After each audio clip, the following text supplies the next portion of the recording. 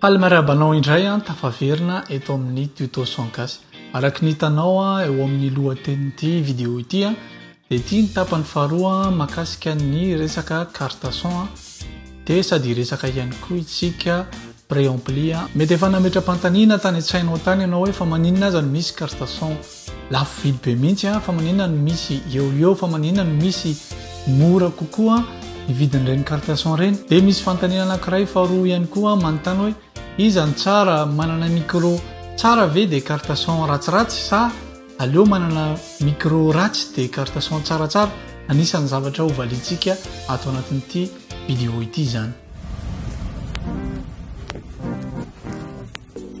Araky ny hitantsika tany amin'ny vidéo teo aloha tamin'ny fizarana voalohany ny amin'ity carte son ity dia nafantatsika hoe ny carte son rehetra dia tsy maintsy misy ny préampli. Raha ohatra ka mbola tsy hitanao izay vidéo voalohany izay dia angatahako ianao hijery an'izay aloha satria raha tsy araka ao hatramin'ny voalohany ilay izy dia somary fanina kely ihany ianao ato anatin'izay. Dia heverintsika ny amin'ny resaka préampli. Ity carte son izay asehoko anareo ity dia mitovy tahaka nylay tamin'ny voalohany ihany fa ito ny 2i2 indray ito ny Focusrite Scarlett. Araky ny hitantsika eto amin'ny interface eto dia misy entrée anankiroa izy izay ny maha 2i2 anazy dikan'izay manana préampli anankiroa izy. Rehefa miresaka an'ireto fiche XLR reto tsika dia tsy maintsy misy resaka préampli foana ambadika izay satria tsy maintsy micro no mitsatoka amin'itony XLR itony. Dia resana hoe inona le préampli fa inona marina moa le tena préampli préamplification le préampli fa inona ny asany? Raha ohatra ka ny micro no mamokatra son dia ny préampli dia élément anankiray mamelona ny signal azo avy amin'ny micro mba ho azo ampiasaina le izy. Noho izany dia tena indispensable izany hoe tsy azontsika dinganina ny resaka préampli, tena ilaina izy io. Raha ohatra ka misy karazana micro eo amin'ny gamme antonontonony eo mandalo amina préampli anankiray tsara be mihitsy dia ny fivoakan'iny dia mitovy lanja amin'ireo micro haut de gamme ilay micro moyen de gamme teo niaraka tamin'ilay préampli. Fa nefa mila mitandrina ihany koa tsika fa indraindray tsika manana micro tena tsara ohatra dia mandalo amina karazana préampli tsy dia tsara na hoe tsy mifanaraka ilay combi an'ilay izy dia ho lasa ratsy kokoa indray lasa simba zany ilay feo an'ilay micro izay azontsika rehefa nanaraka an'ilay préampli tsy dia tsara teo na tsy mifanaraka amin'ilay combo. Mino fa maharaka ianao na dia ataoko rapide be aza ilay izy. Io préampli io dia misy karazany ihany koa tahaka ny teknolojia micro hoe misy transistor, misy lampe, misy ruban. Raha ohatra ka tianao fantatra momba an'izay dia apetrako ambany eo koa ny lien makasika ny resaka micro.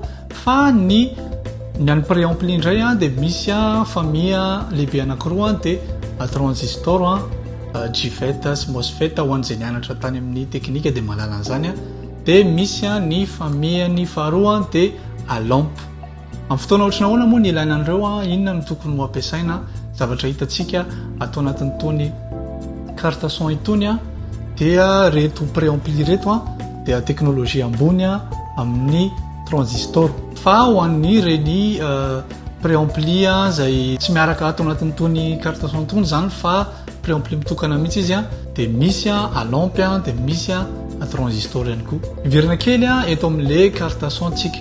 Rehefa miresaka zavatra numérique tsika zany hoe rehefa miresaka enregistrement numérique dia zavatra malaza foana amin'ireny dia hoe mangatsika ny feo an'ilay izy tsy dia tsara loatra. Fa ny zavatra tena hita rehefa mampiasa fitaovana analogique dia misy chaleur kokoa le son zany hoe sady présent izy no mafana tsara le son noho ny amin'ny enregistrement numérique zany. Raha ohatra zany ka mandalo direct mitsofoka amin'ity fotsiny ny micro anao dia somary angatsika kokoa ny feo an'ilay izy noho ny mandalo amina karazana préampli izay afaka manafana tsara ny feo an'ilay izy zany. Dia eto amin'ilay carte son araky ny hitantsika tamin'ny teny aloha misy an'ity potentiomètre gain ity. Izy ity dia ny étage d'amplification an'ilay signal tonga eto zany. Raha ohatra ka mampiakatra an'ilay gain zany ianao dia miakatra ny étage n'ilay préamplification. Dia hitantsika tany aloha koa le resaka alimentation 48 volt izay ilaina karazana micro statique dia le préamplification koa no mifournir izay énergie zay afahana mialimenté an'le micro. Ka ireo de hitatsika amin'ny préampli na mitambatra amin'ny carte son izy na tsy mitambatra amin'ny carte son izy de hitanao any am'reny koa zany zay option hitanao ato amin'ny carte son.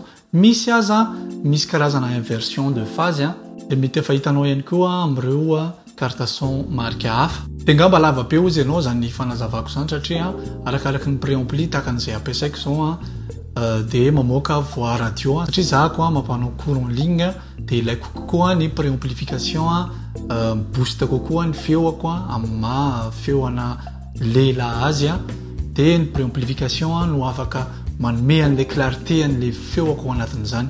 Zay ny amin'iny fa iverina am'le fantanina mipetraka tany amin'ny voalohany tsika hoe fa maninona no misy carte son lafo vidy be de fa maninona ny misy eo ny vidiny fa maninona ny misy mora kely ny vidiny. Ny valiny zay de zao le technologie an'le conversion no haut de gamme zany hoe tsara ny construction any zany hoe ny matière nanamboarana azy mihitsy de mazava ho azy rapide be tsy misy latence izy zay zao de fa antony mahalafo ny carte son anankiray. De ny faharoa manarak'izay ny qualité ny préampli io de tena ady hevitra be mihitsy satria zay no mahatonga ny carte son anankiray tena lafo ny qualité ny préampli satria ianao ohatra manana micro tena tsara be mihitsy de nefa ny carte son vitinao carte son tena bas de gamme de mazava ho azy tsy ilay qualité 100% an'le micro tsara be anao no azonao rehefa manao an'le prise anao fa simba n'ilay préampli le izy satria le préampli tsy neutre entre guillemets zany hoe neutre de zay préampli neutre zay no tena anisan'ny lafo indrindra maneran-tany. Avy hatrany de mivaly le fantaniana hoe iza ny tsara manana micro tsara ve sa manana interface audio tsara. Raha ohatra ka manana an'le micro tsara ianao nefa ratsy ny préamplification an'ilay carte son anao dia baibay ny son tsara. Ary nefa ny raha ohatra kosa anao ka ratsy ny micro anao nefa ny carte son anao tsara de mety ho avitra kokoa aleo miditra am'izay fa nefa na izany naty zany aza tsisy tsara ohatran'ny chaîne tsara zany hoe sady tsara ny micro anao tsara ny préampli anao. Zay no isany mahatonga an'ireny marque RME na Motu na Universal Audio reny ho ambony be mihitsy ny vidiny satria tsy mila mividy préampli intsony ianao fa ny azy de fa haute qualité sady manome chaleur tsara le izy. De tonga ianao de kivy satria ny carte son anao am'le mora afaka ataonao ny mividy préampli externe. Ny sortie ny préampli de mivoaka ho jack de ny son rehefa mitsofoka ao amin'ny jack de tsy préamplifie intsony dikan'izay tsy ho very intsony le qualité an'ilay son. Ary zay mahatonga mamerina foana hoe rehefa manao prise de ataovy moins 18 décibels ny gain d'entrée anao satria raha ratsy ny carte son anao ka tsy manosika gain anao de mba voatazona kokoa ny qualité an'le signal mba tsy hiova kokoa zany izy hoe lasa isy distorsion na tahaka zany na hoe meratsy le son satria mety ratsy le préampli fa eo amin'ny moins 18 eo izy de mba récupérable tsara ny son anao. Kanefa raha ny tokony ho izy de tokony eo amin'ny moins 12 ka hatramin'ny moins 6 décibels eo ny gain d'entrée fa tsy natoroko anao zay zavatray satria ny carte son ampiasainao mety tsy RME na Motu na Universal Audio.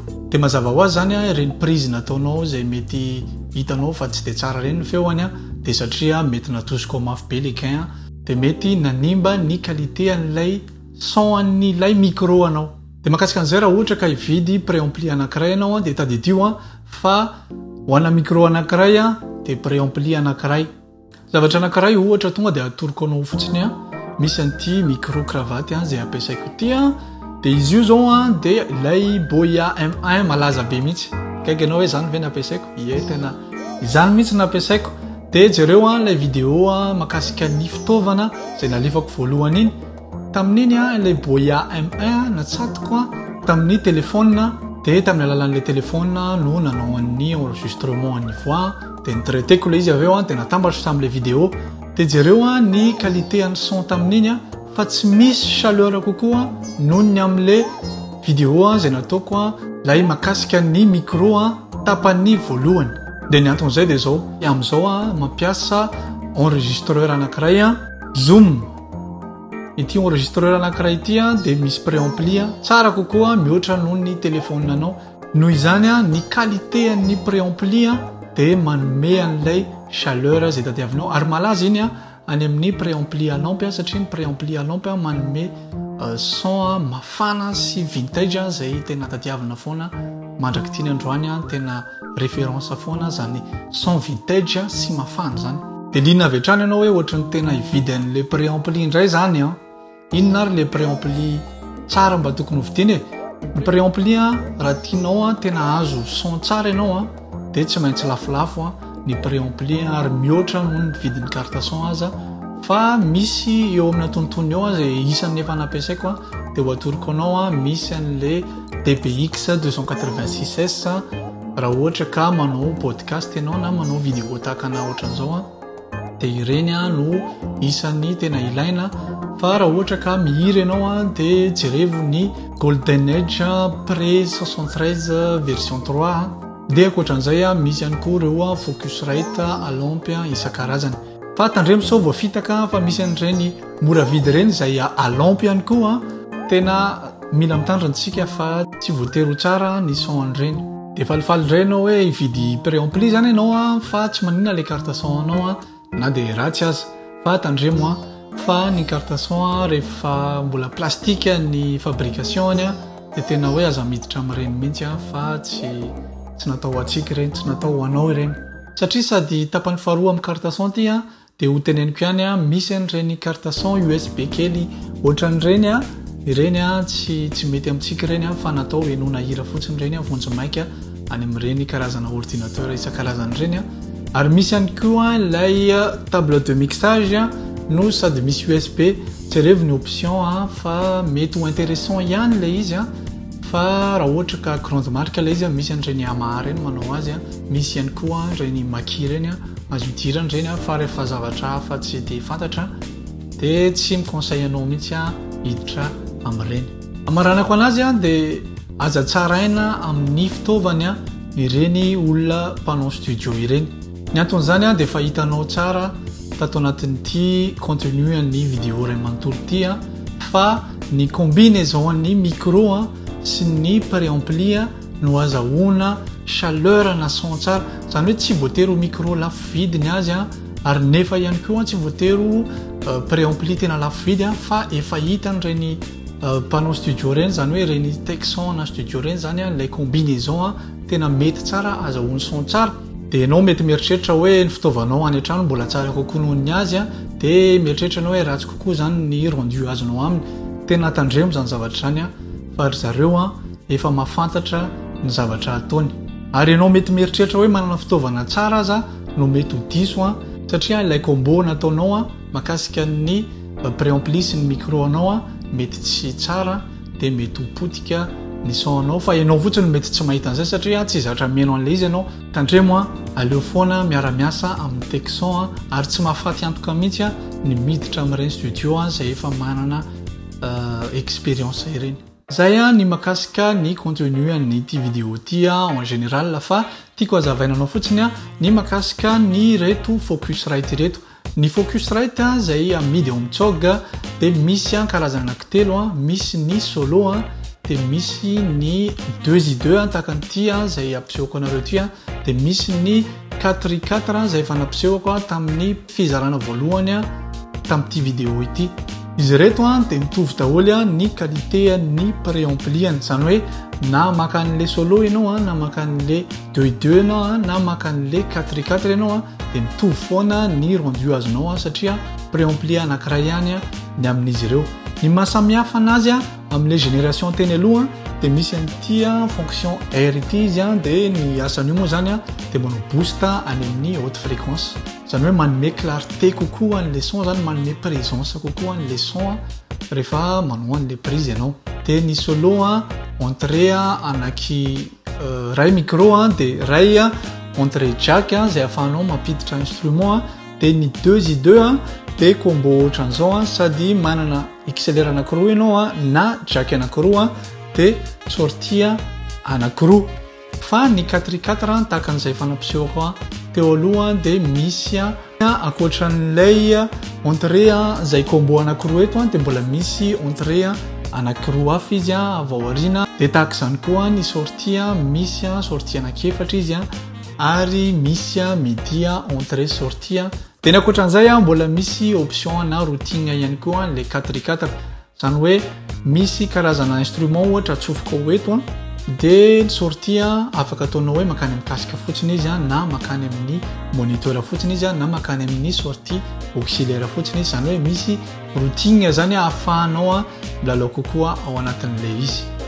Mino fa maro ny zavatra nianaranao tato anatin'ity vidéo ty raha ohatra ka nasoanao zany dia zarao aza menatra mihitsy ny mizara amina manao rehetrarehetra satria mety asoa azy ihany koa ity dia manao mandrapitafa aminao indray eto amin'ny tuto son gasy.